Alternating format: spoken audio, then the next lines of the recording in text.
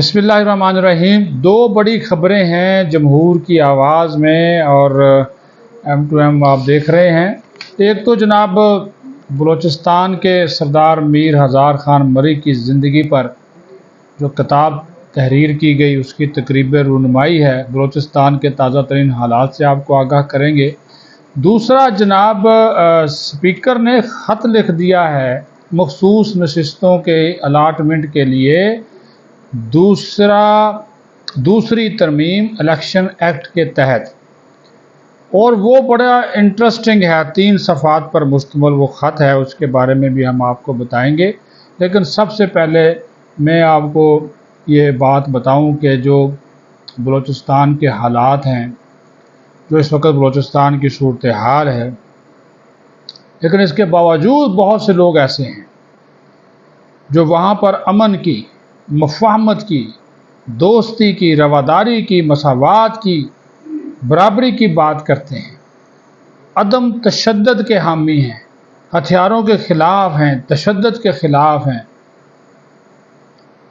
تخریب کاری اور دہشت گردی کے خلاف ہیں، علیحدگی پسندی کے خلاف ہیں۔ وہ بھی بلوچستان ہے۔ Balochistan is part of Pakistan, سب سے بڑا صوبہ ہے رقبے کے لحاظ سے۔ تو اسی حوالے سے ایک بلوچ سردار ہیں میر ہزار خان مری، ان کی زندگی پر ایک کتاب عمار مسعود نے تحریر کی ہے۔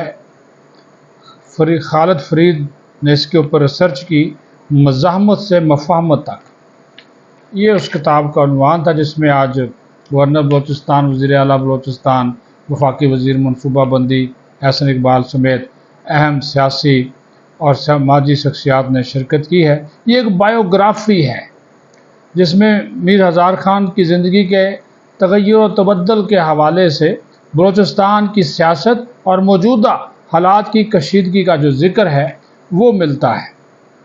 اچھا، یہ میر ہزار خان کا تھوڑا سا آپ کو بتا دیں کہ ان کا شمار ان لوگوں میں ہوتا تھا جنہوں نے ہمیشہ ریاست کے خلاف مزاحمت کی، آئین کو تسلیم نہیں کیا۔ روس کی جارحیت سے متاثر ہو کر مری قبیلے کے لوگ چلے گئے افغانستان، 20 سال یہ پاکستان کے خلاف کارروائیاں کرتے رہے۔ روس کی تقسیم کے بعد دربدر ہو گئے، نہ افغانستان ان کو قبول کرے، نہ پاکستان میں ان کے لیے گنجائش تھی۔ تو پھر بینظیر بھٹو شہید کے دور میں ان لوگوں کے لیے عام معافی کا اعلان کر دیا گیا۔ یہ اس احساس کے ساتھ اپنے وطن میں واپس آئے کہ ان کی جد و جہد بے ثمر گئی۔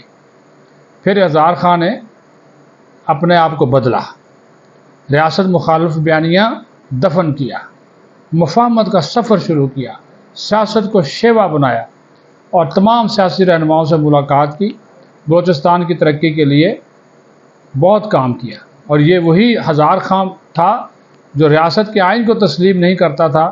آج انہی کے جو پوتے ہیں فوج میں اعلیٰ افسر ہیں، یہ آپ اندازہ کریں۔ یہ کہانی ہے اس کتاب کی کہ بلوچستان کے سیاسی مد و جزر کی، نفرت سے محبت کی، اور جو مصنف ہے اس کے عمار مسعود، انہوں نے یہ کہا کہ آج کا جو بلوچستان کا نوجوان ہے وہ کنفیوز ہے، اس کو سیدھی راہ دکھانے کی ضرورت ہے، بہت سی طاقتیں ان کو گمراہ کر رہی ہیں۔ وہ اس داستان کو پڑھیں، اس کتاب کو پڑھیں، وطن سے محبت کریں، اپنے ملک سے محبت کریں۔ اور یہ ہماری حکومت کا بھی فرض ہے کہ یہ کتاب ہر گھر تک پہنچے، پتہ چلے ساری چیزوں کا۔ پھر جو وزیر اعلیٰ بلوچستان ہیں جو سرفراز بگٹی، اور پھر وزیر منصوبہ بندی، انہوں نے بھی بلوچستان کے حوالے سے کہا کہ بلوچستان ملک کے ماتھے کا جومر ہے، اس کی طرف کوئی میلی آنکھ سے نہیں دیکھ سکتا۔ اگر صوبہ پاکستان کا حصہ نہ ہوتا تو اس کا اثر افغانستان جیسا ہوتا۔ اور یہ پاکستان ایک نظریے کی بنیاد پر بنا۔ نئی ریاست کو اپنی نشو و نما میں ظاہر مشکلات کا سامنا کرنا پڑا۔ آج دنیا کی نظریں پاکستان پر ہیں، پاکستان دشمن کی نظروں میں کھٹکتا ہے، اور پاکستان کا واحد اسلامی ایٹمی ریاست ہونا یہ بھی دنیا کو ہضم نہیں ہوتا۔ اور بلوچستان پاکستان کا اسٹریٹجک صوبہ ہے، برطانوی دور میں ہی بڑی طاقتوں کی نظر میں تھا۔ بھارتی ایجنٹ کلبھوشن یادو یہاں سے پکڑا گیا، اور بلوچستان کی ترقی کا انہوں نے ذکر کیا. تعلیم ہے, صحت ہے, ڈیولپمنٹ پروجیکٹ ہیں, سماجی شعبے کی ترقی ہے, اس کے لیے اقدامات اٹھائے جا رہے ہیں. اور جو بلوچستان کی ترقی کا پہیہ پی ٹی آئی کے دور میں رکا تھا, اب اس کا جو بجٹ ہے اس کو بڑھایا گیا ہے. پنجاب کے بجٹ سے دگنا بجٹ بلوچستان کے لیے منظور کیا, ڈیولپمنٹ بجٹ کی میں بات کر رہا ہوں. اور انہوں نے یہ کہا کہ 15 سالوں میں بلوچستان خوشحال ترین صوبہ ہوگا. بلوچستان کی شاہراہ کے دشمن کبھی پنجابیوں کو کبھی اور لوگوں کو وہ شہید کرتے ہیں اتار کے. اور پھر انہوں نے مقررین نے کہا کہ پرفریب نعروں میں مت آئیں, جو نوجوانوں کو اکسایا جا رہا ہے ان کی طرف مت جائیں, ان کی سازشوں کو ناکام بنائیں. ترقی ہے, خوشحالی ہے, امن ہے. اور سرفراز بگٹی نے کہا کہ جو بات کرنا چاہتا ہے ریاست اور آئین کے دائرہ کار میں رہ کر ہم اس سے بات کرنے کے لیے تیار ہیں, لیکن جو ہتھیار اٹھائے گا, ریاست کے خلاف آئے گا, دہشت گردی کرے گا, تخریب کاری کرے گا, ریاست اس کا منہ توڑ جواب بھی دینا بھی چاہیے, بنتا ہے. اب آ جائیں دوسری خبر کی طرف. بڑی امپورٹنٹ خبر ہے, بہت بڑی ڈیولپمنٹ ہو گئی ہے. اسپیکر قومی اسمبلی نے 3 صفحات پر مشتمل خط لکھا ہے. یہ خط کا آپ عکس دیکھ سکتے ہیں. چیف الیکشن کمشنر کو انہوں نے حوالہ دیا, باقاعدہ حوالہ جات دیے کہ سپریم کورٹ کا مخصوص نشستوں کے حوالے سے یہ فیصلہ تھا. اس کے بعد جب فیصلہ آ گیا تو پارلیمنٹ ایک ایکٹ پاس کرتی ہے, وہ ہے الیکشن ایکٹ دوسری ترمیم 2024. وہ پاس ہو گیا اور اس میں یہ کہا گیا کہ اگر کوئی سیاسی جماعت آزاد رکن سیاسی جماعت 3 دن میں جوائن نہیں کرتا, اور اگر وہ ایک جماعت جوائن کر لیتا تو وہ اس کو تبدیل نہیں کر سکتا. وہ ہمیشہ کے لیے ہے, یعنی کہ جب تک مدت اسمبلی کی 5 سال وہ اسی جماعت میں رہے گا اگر اس نے ایک جماعت جوائن کر لی.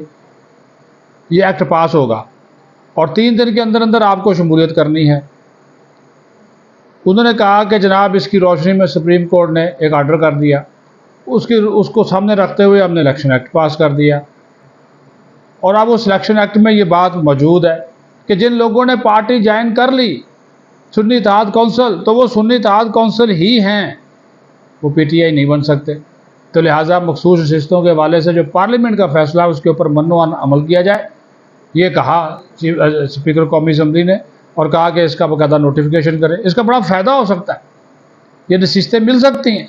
نون لیگ اور اتحادیوں کو 22 لوگ ہیں, اور جب 22 لوگوں کی نشستیں مل گئی تو آپ کی 2 تہائی اکثریت پوری ہوگی. پھر آپ کو مولانا فضل الرحمان کے پاس بھی جانے کی ضرورت نہیں ہے, کسی اور کا محنت طرح کرنے کی بھی ضرورت نہیں ہے. اب دیکھنا یہ کہ الیکشن کمیشن اس کے اوپر کیا کرتا ہے. اسپیکر نے بات بڑی زبردست کی, انہوں نے کہا یہ پارلیمنٹ کی خود مختاری, عزت, بالادستی کی بات ہے, اور پارلیمنٹ نے جو قانون پاس کر دیا, سپریم کورٹ کا فیصلہ ختم ہو گیا, کیونکہ پارلیمنٹ حاوی ہے, پارلیمنٹ بالادست ہے, قانون بنا سکتی ہے. اور الیکشن کمیشن پہ فرض ہے, ڈیوٹی ہے, قانونی ڈیوٹی ہے, آئینی ڈیوٹی ہے کہ الیکشن کمیشن اس کو مانے.